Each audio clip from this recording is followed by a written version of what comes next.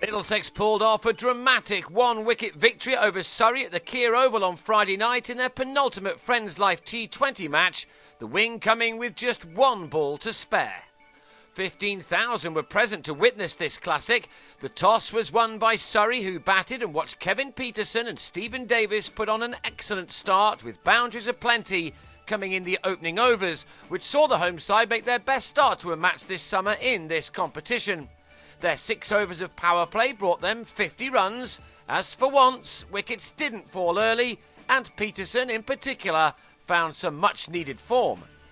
This was the best of his shots as he launched Paul Stirling over long on for a 6 in the 8th over, as this pair opened up with a stand of 76 in the first 10 overs.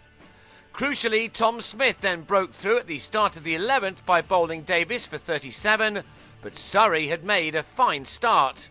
Jason Roy brought up the 100 in the 14th over with a straight 6 off Dexter.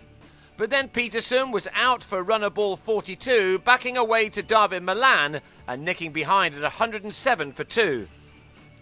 Roy was then joined by Gary Wilson, and these two added 41 in just 28 balls for the third wicket, including another couple of maximums for the hard-hitting Roy, the second of which landed in the middle of the OCS stand, a huge hit.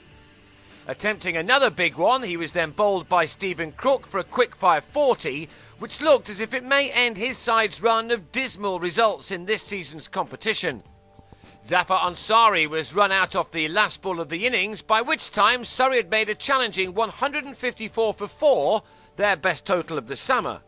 Dexter came out at the top of the order and got the Panthers off to an absolute flyer as he struck the first 3 balls of the reply, bowled by Murtagh Smith, to the boundary. He could not really have wished for a better beginning to the chase. However, Paul Stirling was out to the 8th delivery of the innings as he struck Chris Tremlett to Gareth Batty at mid-off. In spite of that, the runs just kept on coming at a rapid rate. Up at number 3, Crook took on Dirk Nannes with 2 6s coming off successive balls, followed by another 2 4s. Incredibly, the Panthers already had 50 runs on the board in only the 4th over. Indeed, the total after 4 overs read 51 for 2 after Crook lofted Tremlett to Xander de Brain to depart for a 10-ball 25. But then, with the loss of that wicket, the Panthers' progress was checked. Adam Rossington was stumped off Kartik for a duck, while Ansari bowled Malan for 9 to leave Middlesex on 70 for 4 in the 9th over. By the halfway stage, they'd moved on to 81 for 4 and now needed a further 74 to win, with Dexter still there and going well. But when he was out to the last ball of over number 12, picking out Pietersen at mid-wicket off the bowling of de Brain to go for a 34-ball 41, and then John Simpson and Gareth Berg fell in successive deliveries, it looked all over for the visitors.